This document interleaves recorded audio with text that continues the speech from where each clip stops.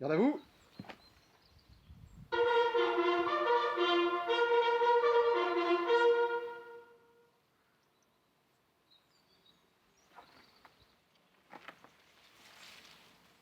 Je crois que c'est de l'autre sens. On va la poser.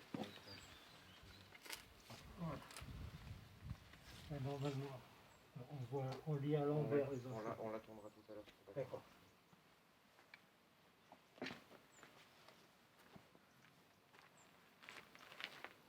Aux morts.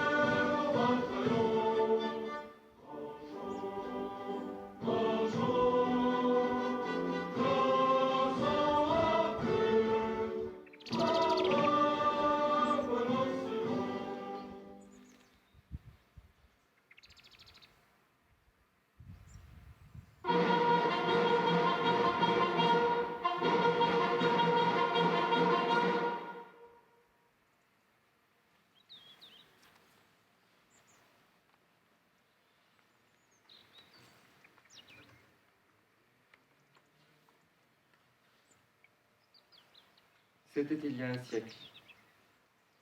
Ce 10 novembre 1920, la Grande Guerre est achevée depuis 2 ans. Dans la citadelle de Verdun, Auguste Tain, soldat de 2e classe et pupille de la nation, dépose un bouquet d'œillets blancs et rouges sur le cercueil d'un soldat. Un parmi tous les combattants des Flandres, de l'Artois, de la Somme, du chemin des Dames, de Lorraine, de la Meuse. Un de ces braves, un des poilus qui participa à une interminable guerre. Un de ces Français qui œuvra à la tâche incommensurable de la victoire. Un parmi des milliers qui est devenu le soldat inconnu. Le 11 novembre 1920, le peuple de France l'accompagne solennellement sous les voûtes de l'Arc de Triomphe. La patrie, reconnaissante et unanime, s'incline respectueusement devant ce cercueil, en saluant la mémoire de tous les soldats morts sous le drapeau tricolore. Quelques mois plus tard, il était inhumé. Depuis 1923, la flamme du souvenir veille, nuit et jour, sur la tombe. Chaque soir, elle est ravivée pour que jamais ne s'éteigne la mémoire. La sépulture du soldat inconnu est devenue le lieu du recueillement national et le tombeau symbolique de tous ceux qui donnent leur vie pour la France. Cet anonyme représente chacun de nos morts et tous nos morts en même temps.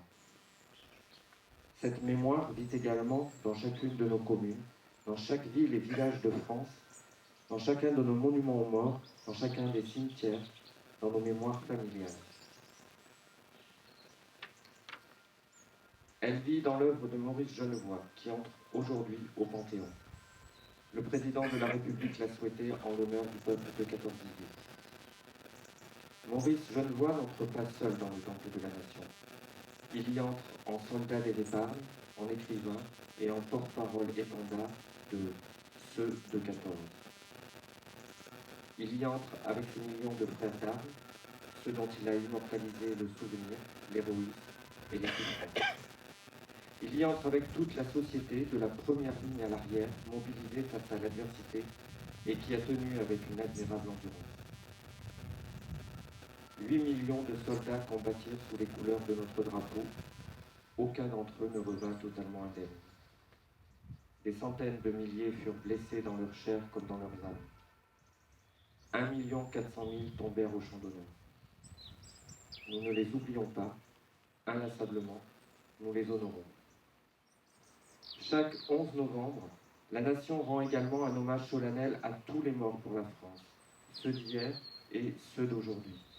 Chaque année, nous rappelons leurs noms. Chaque 11 novembre est un moment d'unité nationale et de cohésion autour de ceux qui donnent leur vie pour la France, de ceux qui la servent avec dévouement et courage. En ces instants, au souvenir des événements passés et aux prises avec les épreuves de notre temps, nous nous rappelons que c'est tout un peuple, uni et solidaire, qui fit la guerre, qui la supporta et en triompha.